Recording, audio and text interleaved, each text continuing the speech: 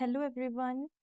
तो आज से हम एक नई सीरीज स्टार्ट कर रहे हैं जिसमें मैं क्लास 12th के सभी चैप्टर्स को कंप्लीट करूंगी और मैं डेली 10 टू 15 मिनट्स की ही एक वीडियो अपलोड करूंगी। उससे ज़्यादा मैं नहीं करवाऊंगी। डेली 10 टू 15 मिनट्स बहुत होंगे आपके लिए। तो अगर आपको अपने कॉन्सेप्ट्स को रिवाइज करना है या फिर आप पहली बार भी इन कॉन्सेप्ट्स को पढ़ रहे हो तो आप यहाँ से पढ़ सकते हो। क्लास 12 की प्लेलिस्ट मैंने बना दी है। ऐसे ही एक क्लास 11th की प्लेलिस्ट भी है, अगर आप चाहो तो उसे भी फॉलो कर सकते हो। तो आज से मैं एक नया चैप्टर स्टार्ट करवाने वाली हूँ which is current electricity. Usually schools में सबसे पहले जो है हमारा इलेक्ट्रोस्टैटिक स्टार्ट होता है, लेकिन मैं करंट इलेक्ट्रिसिटी से स्टार्ट कर रही हूँ क्योंकि ये उससे ज़्यादा इजी है और रिलेटिवली सिंपल है, तो हम इसी से स्टार्ट करेंगे। सो फर्स्ट थिंग इज, आपने छोटी क्लासेस में पढ़ा होगा इलेक्ट्रिक सर्किट के बारे में। तो इलेक्ट्रिक सर्किट क्या होता है?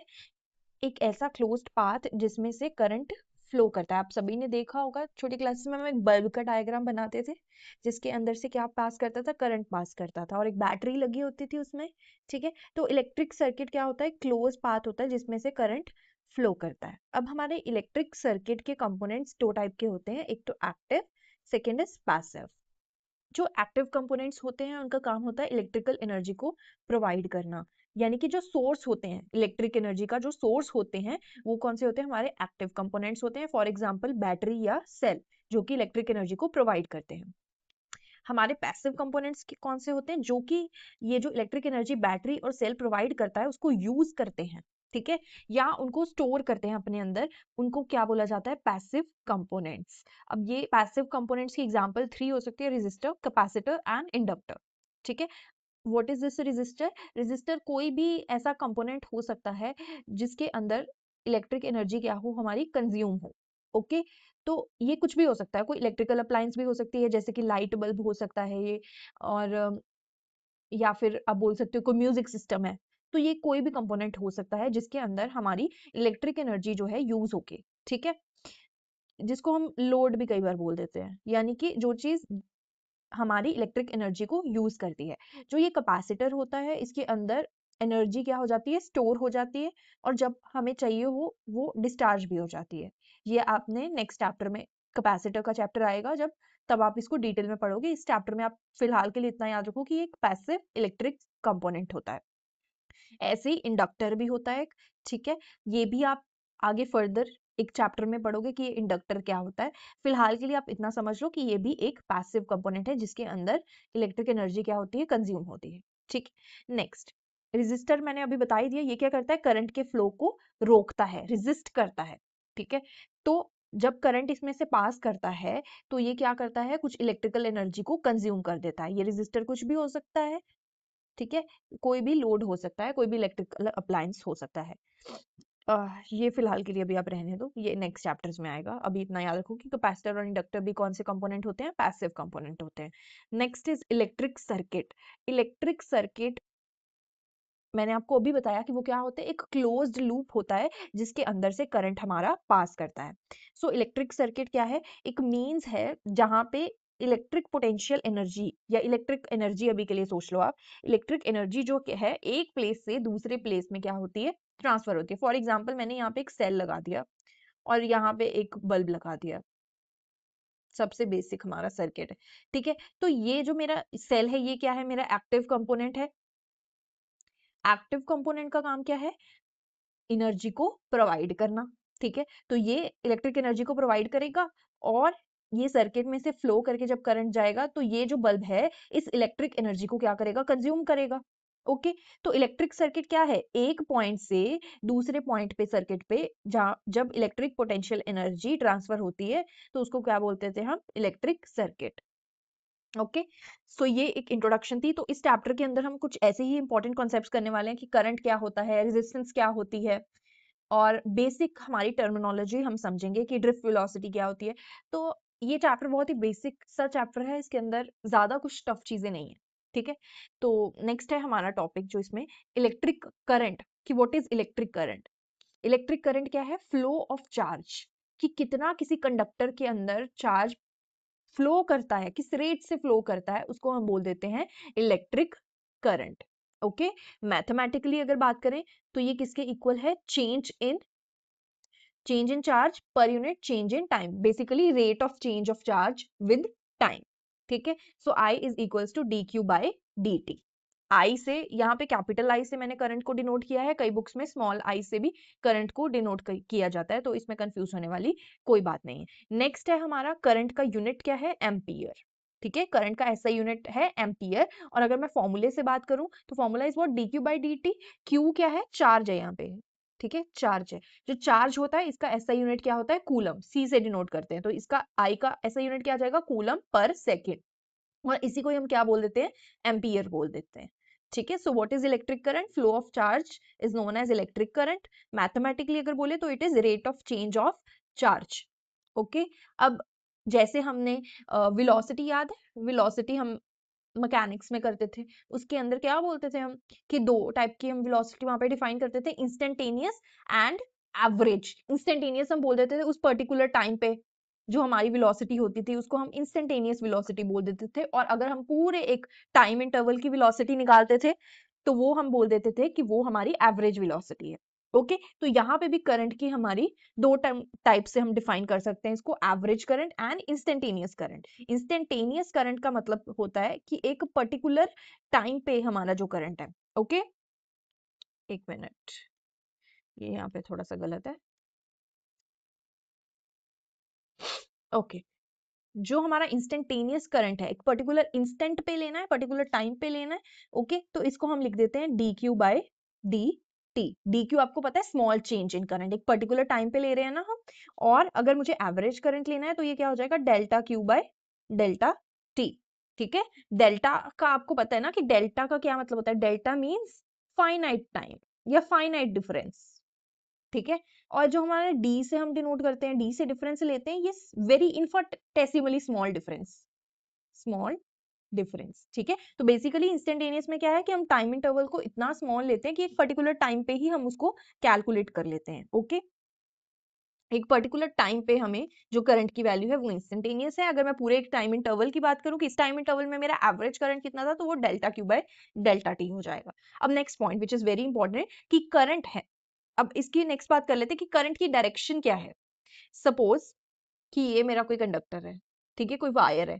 अब करंट किसकी वजह से होता है, फ्लो ऑफ चार्जेस की वजह से। कौन से चार्ज फ्लो करते हैं, इलेक्ट्रॉन्स ही फ्लो करते हैं। ठीक है, कंडक्टर के अंदर फ्री इलेक्ट्रॉन्स होते हैं, तो वो एक पर्टिकुलर डायरेक्शन में फ्लो कर रहे हैं तभी करंट बनता है। तो जिस डायरेक्शन में हमारे इलेक्ट्रॉन्स फ्लो कर रहे हैं, ठीक है, ये इलेक्ट्रॉन्स की फ्लो की डायरेक्शन है, इससे ऑपोजिट जो डायरेक्शन होती है वो मेरे करंट की डायरेक्शन होती है। ओके, तो करंट की डायरेक्शन क्या है, it is the direction of flow of positive charges. Electrons negative है तो पॉजिटिव चार्जेस इससे ऑपोजिट डायरेक्शन में फ्लो करें, तो हम क्या बोल सकते हैं कि what is the meaning direction of current, it is opposite to the direction of flow of electrons.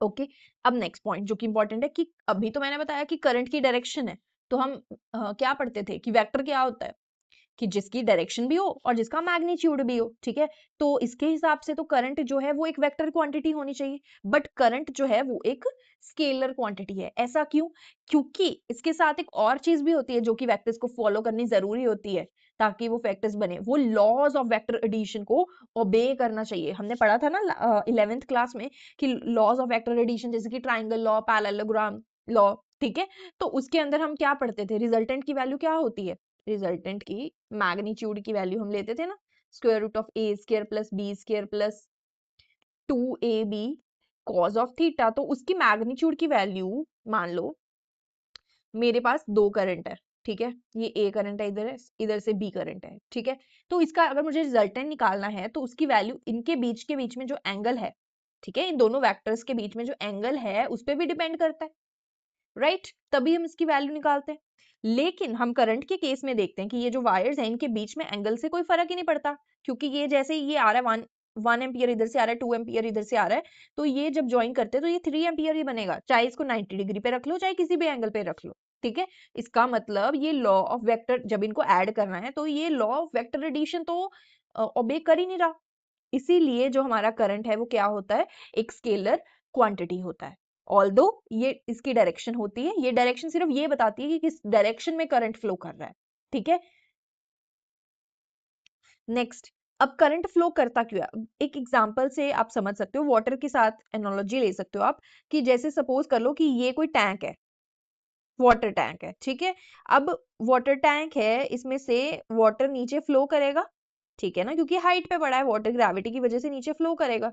Okay, लेकिन ये क्यों फ्लो, अगर मैं टैंक को जमीन पे रख दूं तो क्या वाटर फ्लो करेगा? क्या वाटर फ्लो करेगा इसके अंदर? नहीं करेगा। क्यों? क्योंकि इसकी कोई हाइट ही नहीं है, इसके अंदर कोई पोटेंशियल एनर्जी ही नहीं है। पोटेंशियल एनर्जी की वजह से ही वाटर ऊपर से नीचे फ्लो करता है। ऐसे ही कोई सर्किट है, सपोज एक सेल लगा दिया मैंने और कुछ भी लगा दिया, यहाँ पे रेजिस्टर लगा दिया है, ठीक है, आ रहा है, ये सेल है, ठीक है।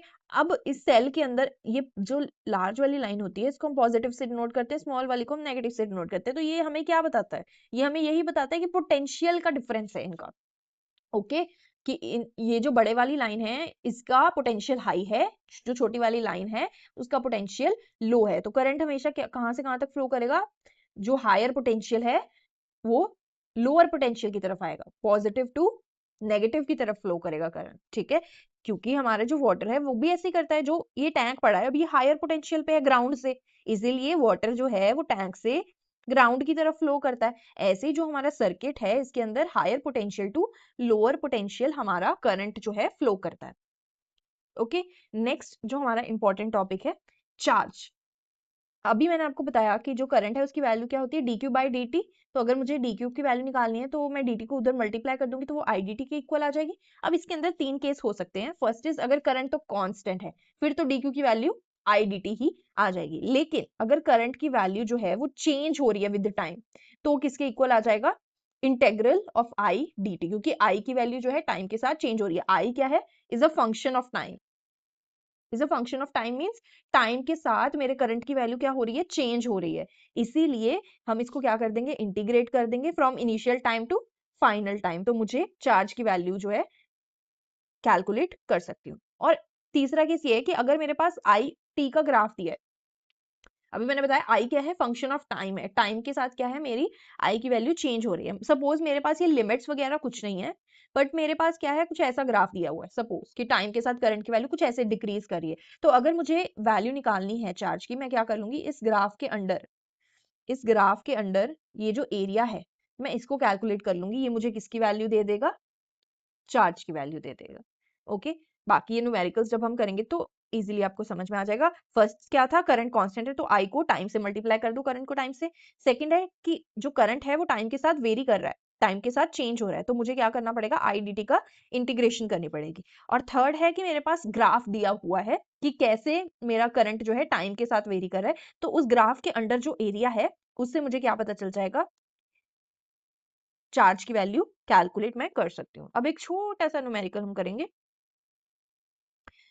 इसमें क्या बोला इसको ध्यान से देखना कि 10 सेकंड के टाइम के अंदर 40 इलेक्ट्रॉन्स मेरे राइट टू लेफ्ट की तरफ मूव कर रहे हैं, ठीक है।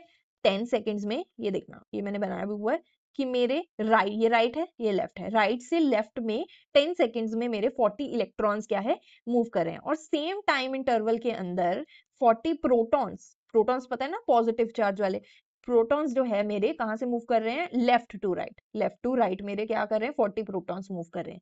तो उसने पूछा है कि बताओ क्या एवरेज करंट मेरा जीरो हो जाएगा? क्या इन दोनों को जब मैं कंबाइन कर दूंगी मेरा करंट जो है जीरो बन जाएगा?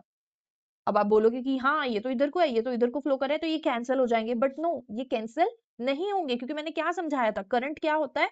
Direction of motion of positive charges, या ऐसे बोल सकते हो direction opposite to the direction of electrons. तो अगर 40 electrons right to left move कर रहे हैं तो करंट की डायरेक्शन क्या हो जाएगी? Left to right. I1 से डिनोट कर दिया, ठीक है। अब ऐसे ही मेरी जो है प्रोटॉन्स तो पॉजिटिव है, तो लेफ्ट टू राइट अगर ये मूव करें तो करंट की डायरेक्शन भी लेफ्ट टू राइट ही होगी। तो I2 मेरी ये डायरेक्शन आ गई लेफ्ट टू राइट, तो दोनों की डायरेक्शन क्या है? अब सेम है, इसीलिए जो टोटल करंट आएगा that would be equal to I1 plus I2 means electron current plus proton current. अब इसकी मुझे वैल्यू निकालनी, मुझे पता है ये क्या हो जाएगा? Q1 by T1 plus Q2 by T2, ठीक है। अब इसका चार्ज निकालना है, 40 इलेक्ट्रॉन्स है तो 40 इलेक्ट्रॉन्स पे कितना चार्ज हो जाएगा? 40 ई चार्ज हो जाएगा। टाइम कितना दिया गया है? 10 सेकेंड्स। ऐसे ही Q2 भी 40 प्रोटॉन्स दिया हुआ है, लेकिन चार्ज तो सेम ही होता है, ई से मल्टीप्लाई कर देंगे हम, डिवाइडेड बाय टाइम कितना दिया गया है? 10, तो ये क्या हो जाएगा? 4e plus 4e which is 8e। अब ये e की वैल्यू क्या है? Charge on an electron. Charge on electron कितना होता है?